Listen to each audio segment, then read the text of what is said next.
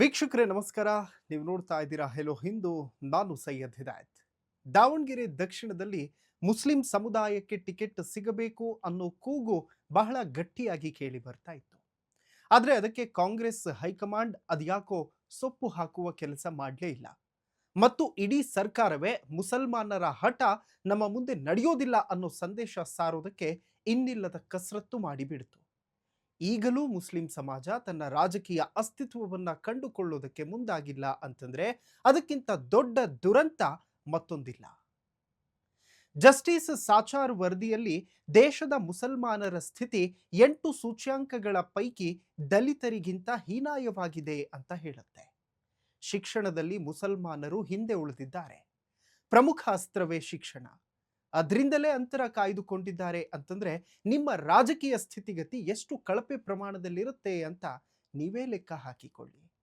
ಶಾಲೆ ಬಿಟ್ಟು ಅಲ್ಲೆಲ್ಲೋ ಪಂಚರ್ ಶಾಪ್ ಅಂತೆ, ಟೀ ಅಂಗಡಿ ಅಂತೆ, ಬಟ್ಟೆ ವ್ಯಾಪಾರ ಇಷ್ಟಕ್ಕೆ ಸೀಮಿತವಾಗಿ ಬಿಡ್ತಿದ್ದಾರೆ ಮುಸ್ಲಿಂ ಸಮಾಜದವರು. IAS IPS ಅಧಿಕಾರಿಗಳು ಎಷ್ಟಿದ್ದಾರೆ ಅಂತ ನೋಡಿದ್ರೆ ಆ ಸಂಖ್ಯೆ ಕೇಳೋದೇ ಬೇಡ. ಸ್ವ ಉದ್ಯೋಗದ ಮೇಲೆ ಆಸಕ್ತಿ ಹೆಚ್ಚು. ನನ್ನ ಸ್ನೇಹಿತರೊಬ್ರು ಹೇಳ್ತಾ ಇದ್ರು, ನಮ್ಮ ಮುಸಲ್ಮಾನರು ಮಸ್ತಿ ಸುಸ್ತಿ ಜಬರ್ದಸ್ತಿಯನ್ನ ಬಿಡಬೇಕು, ಆಗ್ಲೇ ಏನಾದ್ರೂ ಬದಲಾವಣೆ ಆಗೋದಕ್ಕೆ ಸಾಧ್ಯ ಅಂತ. ಸರ್ಕಾರಿ ಉದ್ಯೋಗದಲ್ಲಂತೂ ಪಾಲು ತೀರಾ ಕಡಿಮೆ. ಮುಸಲ್ಮಾನರು ಇರುವ ಸ್ಥಳಗಳಲ್ಲಿ ಸರಿಯಾದ ಮೂಲಭೂತ ಸೌಕರ್ಯಗಳು ಕೂಡ ಇರೋದಿಲ್ಲ. ಇನ್ಫ್ಯಾಕ್ಟ್ ದಾವಣಗೆರೆಯ ಒಂದು ಏರಿಯಾಗೆ ನಾನು ಹೋದಾಗ ಅಲ್ಲಿ ಕುಡಿತಾ ಇದ್ದಂತಹ ನೀರು ಕೂಡ ಕೊಳಚೆ ನೀರು. ಕೂರೋಕೆ ಸರಿಯಾದ ಜಾಗ ಇಲ್ಲ, ಓಡಾಡುವುದಕ್ಕೆ ನೆಟ್ಟಗೆ ರಸ್ತೆ ಇರೋದಿಲ್ಲ. ಅಡ್ಡಾದಿಡ್ಡಿ ಬೆಳವಣಿಗೆ ಕಂಡಿರೋ ಸ್ಲಮ್ಗಳು. ಪಾರ್ಕ್ಗಳು ಕಣ್ಣಿಗೆ ಕಾಣೋದೇ ಇಲ್ಲ. ಅಲ್ಲೆಲ್ಲಾದ್ರೂ ಡಿಗ್ರಿ ಕಾಲೇಜ್ ಇದೆಯಾ ಅಂತ ಹುಡುಕಿದ್ರೆ ಆ ಏರಿಯಾಗಳಲ್ಲಿ ಡಿಗ್ರಿ ಕಾಲೇಜೂ ಸಿಗಲ್ಲ. ಮುಸಲ್ಮಾನರು ಇರೋ ಏರಿಯಾಗಳಲ್ಲಿ ಬ್ಯಾಂಕ್ಗಳು ಲೋನ್ ಕೂಡ ಕೊಡೋದಿಲ್ಲ. ಬ್ಯಾಂಕ್ ಶಾಖೆಗಳಂತೂ ಮಾಡೋದೇ ಇಲ್ಲ. ಅಂದ್ರೆ ಅಸೂಯೆ ಪಟ್ಟುಕೊಳ್ಳುವ ಮನಸ್ಥಿತಿಯನ್ನ ಹೇಗೆ ಕೆಲವರ ನಡವಳಿಕೆಗಳು ಇಂಪ್ಯಾಕ್ಟ್ ಮಾಡಿದೆ ಅನ್ನೋದನ್ನ ನೀವೇ ಲೆಕ್ಕ ಹಾಕಿಕೊಳ್ಬೇಕಾಗ್ತದೆ. ರಾಜಕೀಯ ಪ್ರಾತಿನಿಧ್ಯ ಎಷ್ಟು ಮುಖ್ಯ ಅನ್ನೋದರ ಅರಿವಿನ ಕೊರತೆ ದೊಡ್ಡ ಪ್ರಮಾಣದಲ್ಲೇ ಮುಸ್ಲಿಂ ಸಮಾಜದಲ್ಲಿ ಇದೆ. ಯಾಕಂದ್ರೆ ಅವರನ್ನ ಕಾಂಗ್ರೆಸ್ ಕೇವಲ ವೋಟ್ ಒತ್ತೋದಕ್ಕಷ್ಟೇ ಸೀಮಿತ ಮಾಡಿಕೊಂಡಿದೆ ಮತ್ತು ತನಗೆ ಬೇಕಾದಂತೆ ಬಳಸಿಕೊಳ್ತಾ ಇದೆ ಅಷ್ಟೇ. 1972ರಲ್ಲಿ 12 ಜನ ಮುಸ್ಲಿಂ ಸಮಾಜದ ಶಾಸಕರಿದ್ರು. 78ರಲ್ಲಿ 16 ಜನ ಶಾಸಕರಿದ್ರು. ಅದಾದ ನಂತರ ಒಂದು ಉಪಚುನಾವಣೆ ನಡೆಯುತ್ತೆ, ಅಲ್ಲಿಗೆ ಒಂದು ಸೀಟ್ ಆಡ್ ಆಯಿತು. ಟೋಟಲಿ 17 ಜನ ಮುಸಲ್ಮಾನ್ ಸಮಾಜಕ್ಕೆ ಸೇರಿದ ಶಾಸಕರು ವಿಧಾನಸೌಧದಲ್ಲಿದ್ದರು. ಬಹುಶಃ ಇದೇ ಕೊನೆ ಅಂತ ಅನ್ಸುತ್ತೆ ಅತಿ ಹೆಚ್ಚು ಮುಸ್ಲಿಂ ಶಾಸಕರು ವಿಧಾನಸಭೆಯಲ್ಲಿ ಇದ್ದಂತಹ ಸಮಯ. ಅದಾದ ನಂತರ ಮುಸ್ಲಿಂ ಸಮಾಜದ ನಾಯಕರೆಲ್ಲ ಅವರಲ್ಲೇ ಭಿನ್ನಾಭಿಪ್ರಾಯ ಸೃಷ್ಟಿಯಾಗಿ ಆಂತರಿಕ ಕಚ್ಚಾಟ ಶುರುವಾಗಿ ಅವರನ್ನ ರಾಜಕೀಯವಾಗಿ ದುರ್ಬಲವಾಗುವಂತೆ ಅನೇಕ ಪಟ್ಟಭದ್ರ ಹಿತಾಸಕ್ತಿಗಳು ಕೆಲಸ ಮಾಡಿತು. ಈಗ ಏನ್ ಸನ್ನಿವೇಶ ಸೃಷ್ಟಿಯಾಗಿದೆಯಲ್ಲ, ಇದೇ ರೀತಿಯ ಸನ್ನಿವೇಶ ಅನ್ನೋದು ಸ್ಪಷ್ಟ. ಅವರನ್ನೇ ಜಗಳವಾಡಿಸಿ ಮುಗಿಸಿ ಬಿಡೋದು. ಹೇಗೆ ಜಾಫರ್ ಶರೀಫ್ ಅವರನ್ನ ಮುಗಿಸೋದಕ್ಕೆ ರೋಷನ್ ಬೇಗ್ ಅವರನ್ನ ಅಸ್ತ್ರವಾಗಿ ಬಳಸಿದ್ರೋ, ಹಾಗೆ ರೋಷನ್ ಬೇಗ್ ಅವರನ್ನ ಮುಗಿಸೋದಕ್ಕೆ ಜಮೀರ್ ಅಹ್ಮದ್ ಅವರನ್ನ ಅಸ್ತ್ರವಾಗಿಸಿದ್ರೋ, ಈಗ ಅದೇ ಜಮೀರ್ ಅವರಿಗೆ ಕರ್ಮ ತಮ್ಮ ಮನೆ ಬಾಗಿಲಿಗೆ ಬಂದು ನಿಂತ್ಕೊಂಡಂತಿದೆ. ಅವರ ವಿರುದ್ಧ ಯಾರನ್ನ ಎತ್ತಿ ಕಟ್ತಿದ್ದಾರೆ ಅಂತ ನೀವೇ ನೋಡ್ಕೊಳ್ಳಿ. 1983ರಲ್ಲಿ ಕೇವಲ 2 ಶಾಸಕರು ವಿಧಾನಸೌಧದಲ್ಲಿ ಮುಸ್ಲಿಂ ಸಮಾಜದವರಿದ್ರು. 1989ರಲ್ಲಿ 11 ಶಾಸಕರಿದ್ರು. 1994ರಲ್ಲಿ 6 ಜನ, 1999ರಲ್ಲಿ 12, 2004ರಲ್ಲಿ ಕೇವಲ 6 ಜನ, 2008ರಲ್ಲಿ 9, 2013ರಲ್ಲಿ 11 ಮತ್ತು 2018ರಲ್ಲಿ 7 ಮತ್ತು 2023ರಲ್ಲಿ ಒಟ್ಟು 9 ಜನ ಶಾಸಕರಿದ್ರು. ಅದಾದ ನಂತರ ಶಿಗ್ಗಾವಿ ಬೈ ಎಲೆಕ್ಷನ್ ನಡೀತು, ಅಲ್ಲಿ ಯಾಸೀರ್ ಅವರು ಗೆದ್ರು. ಟೋಟಲಿ 10 ಜನ ಶಾಸಕರಿದ್ದಾರೆ. ಇದು ಕೇವಲ ವಿಧಾನಸಭೆ ಅಷ್ಟೇ ಅಲ್ಲ, ಪರಿಷತ್ ಮತ್ತು ಲೋಕಸಭೆ, ಅದಾದ ನಂತರ ಸ್ಥಳೀಯ ಸಂಸ್ಥೆಗಳು, ನಾಮನಿರ್ದೇಶನಗಳಲ್ಲೂ ಮುಸಲ್ಮಾನರು ನಗಣ್ಯವಾಗಿ ಹೋಗ್ತಿದ್ದಾರೆ. ರಾಜ್ಯಸಭೆ ಮಾತ್ರ ವಾಡಿಕೆಯಂತೆ ಒಬ್ಬರಿಗೆ ಸಿಕ್ತಿತ್ತು, ಈಗ ನಾಸಿರ್ ಹುಸೇನ್ ಅವರಿಗೆ ಅದು ಸಿಕ್ಕಿದೆ ಮತ್ತು ಅವರನ್ನೇ ಕಂಟಿನ್ಯೂ ಮಾಡುವಂತಹ ಸಾಧ್ಯತೆಗಳು ಕೂಡ ಇದೆ. ಹೇಗೆ ಆ ಸಮಾಜದ ನಾಯಕರ ಸಂಖ್ಯೆ ರಾಜಕೀಯವಾಗಿ ಕುಸಿಯುತ್ತೋ ಅವರಿಗೆ ಸಿಗಬೇಕಾದಂತಹ ಸವಲತ್ತುಗಳು, ಅನುದಾನದ ಅನುಪಾತ ಕೂಡ ಹಾಗೆ ಕುಸಿದು ಬಿಡುತ್ತೆ. ಈ ಸಂಖ್ಯೆ ಕಡಿಮೆ ಆಗೋದಕ್ಕಿಂತ ಬದ್ಧತೆ ಕಡಿಮೆ ಆಗಿಬಿಟ್ರೆ ಅಪಾಯ ಹೆಚ್ಚು.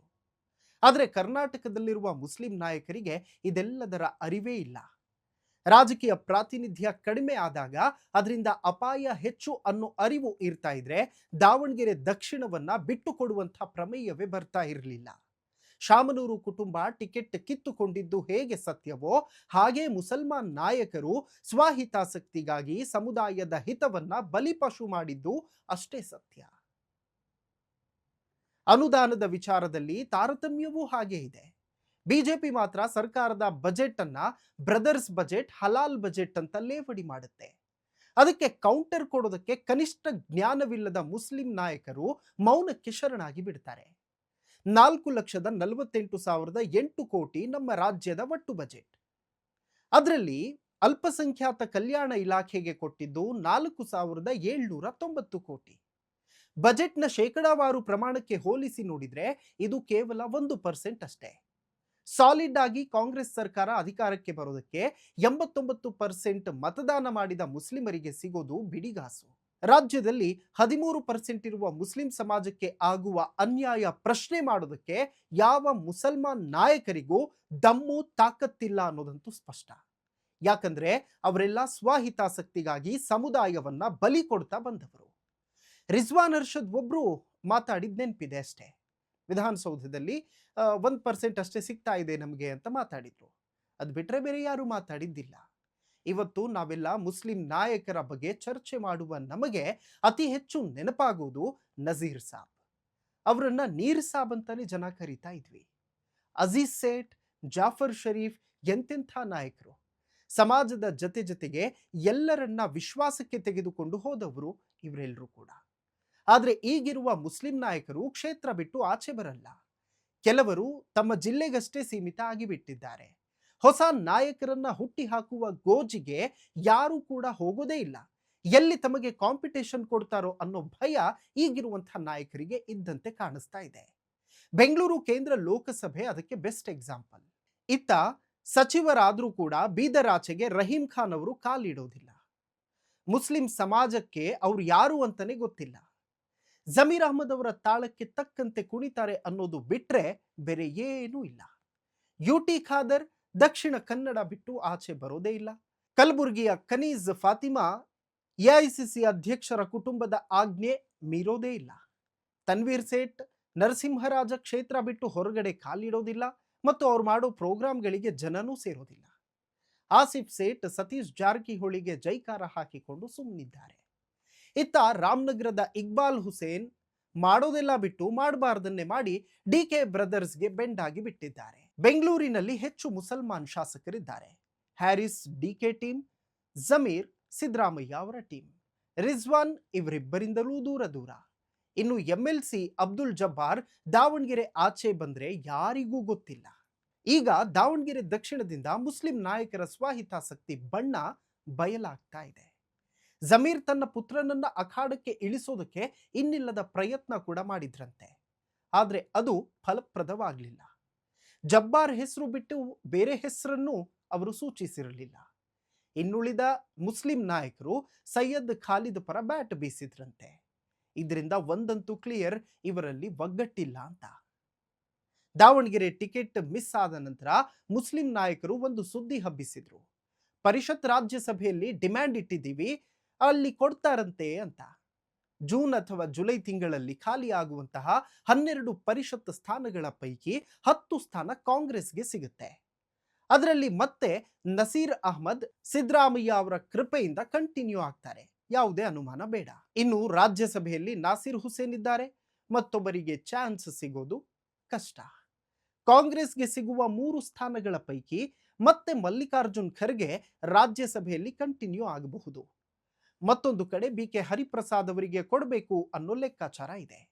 ಈಗಾಗಲೇ ಒಕ್ಕಲಿಗ ಸಮಾಜದ ಚಂದ್ರಶೇಖರ್ ಇರೋದ್ರಿಂದ ಲಿಂಗಾಯತ ಸಮಾಜಕ್ಕೆ ಮಣೆ ಹಾಕಬೇಕು ಅನ್ನೋ ಕೂಗು ಕೂಡ ದೊಡ್ಡ ಪ್ರಮಾಣದಲ್ಲಿದೆ.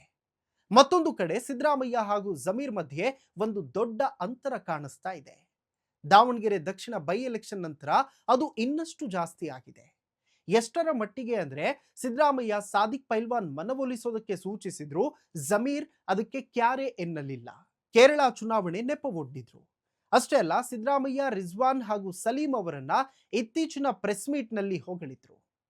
ಎಲ್ಲೂ ಜಮೀರ್ ಹೆಸರು ಪ್ರಸ್ತಾಪವಾಗಲಿಲ್ಲ. ಯುಟಿ ಖಾದರ್ ಸ್ಪೀಕರ್ ಸ್ಥಾನದಿಂದ ಕೆಳಗಿಳಿಯುವಂತಹ ಎಲ್ಲಾ ಲಕ್ಷಣಗಳು ಕಾಣಿಸ್ತಾ ಇದೆ. ಯಾಕಂದ್ರೆ ಅವರೇ ಸ್ವತಃ ಗ್ರೂಪ್ ಫೋಟೋಗೆ ಫೋಸ್ ಕೊಟ್ಟು ಇದು ತಮ್ಮ ಕೊನೆಯ ಅಧಿವೇಶನ ಅನ್ನೋ ಸಂದೇಶವನ್ನ ಕೊಟ್ಟಂತಿದೆ. ದಕ್ಷಿಣ ಕನ್ನಡ ಭಾಗಕ್ಕೆ ಹೆಚ್ಚು ಒತ್ತು, ಆರ್ಎಸ್ಎಸ್, ಬಿಜೆಪಿ ಬಗ್ಗೆ ಒಂದು ಸ್ವಲ್ಪ ಸಾಫ್ಟ್ ಕಾರ್ನರ್ ಮತ್ತು ಸಭಾತ್ಯಾಗವನ್ನ ಮಾಡಿ ಸರ್ಕಾರಕ್ಕೆ ಮುಜುಗರ ಉಂಟು ಮಾಡಿದ್ದನ್ನ ಅಲ್ಲಗೆಳೆಯೋದಕ್ಕಾಗೋದಿಲ್ಲ. ಮುಸ್ಲಿಮರಲ್ಲಿ ಬೌದ್ಧಿಕ ವಲಯ ಇಲ್ಲದಿರೋದು ಮತ್ತು ಅವರನ್ನ ಮುಖ್ಯವಾಹಿನಿಗೆ ಬರಲು ಅವರ ನಾಯಕರೇ ಬಿಡದಿರೋದು ಇವತ್ತು ಈ ದುರಂತ ಸ್ಥಿತಿಗೆ ಕಾರಣ. ಅದೇನೇ ಇರಲಿ, ಮುಸಲ್ಮಾನರು ಯಾರೋ ನಾಯಕರು ಹೇಳಿದ್ರು, ಯಾರೋ ಮುಖಂಡರು ಹೇಳಿದ್ರು ಅಂತ ಹೇಳಿ ಅವರನ್ನ ಹಿಂಬಾಲಿಸೋದನ್ನ ಬಿಡಬೇಕು. ತಮ್ಮ ವೈಯಕ್ತಿಕ ರಾಜಕೀಯವಾಗಿ ವೈಯಕ್ತಿಕ ಒಂದು ಬೌದ್ಧಿಕತೆಯನ್ನ ಬೆಳೆಸಿಕೊಳ್ಳಬೇಕು. ಆಗ ಮಾತ್ರ ಬದಲಾವಣೆ ಸಾಧ್ಯ. ಈ ಬೌದ್ಧಿಕ ಬೆಳವಣಿಗೆ ಆಗಬೇಕು ಅಂತಂದ್ರೆ ಸಾಕ್ಷರತೆ ಪ್ರಮಾಣ ಹೆಚ್ಚಾಗಬೇಕು. ಈಗಲೂ ಆಪ್ಷನ್ ಇದೆ. 2028ಕ್ಕೆ ನಿಮ್ಮದೇ ಒಂದು ಹೊಸ ವೇದಿಕೆಯನ್ನ ಕಟ್ಟಿಕೊಂಡು ಯಾವುದೇ ಪಕ್ಷಕ್ಕೆ ಜೋತು ಬೀಳದೆ ನಿಮ್ಮ ಪವರ್ ಏನು ಅಂತ ತೋರಿಸಬೇಕಾಗ್ತದೆ. ಬದಲಾವಣೆಯ ಸಮಯ ಸನ್ನಿಹಿತವಾಗಿದೆ. ಬಹುಶಃ ಇದಕ್ಕಿಂತ ಒಳ್ಳೆ ಅವಕಾಶ ನಿಮಗೆಂದೂ ಸಿಗೋದೇ ಇಲ್ಲ. ಈಗ ಬದಲಾಗದಿದ್ದರೆ ಭವಿಷ್ಯದಲ್ಲಿ ಸಮಸ್ಯೆ ಕಟ್ಟಿಟ್ಟ ಬುತ್ತಿ. ನೋಡ್ತಾ ಇರಿ ಹೆಲೋ ಹಿಂದೂ. ನಾನು ಸೈಯದ್ ಹಿದಾಯತ್. ನಮಸ್ಕಾರ.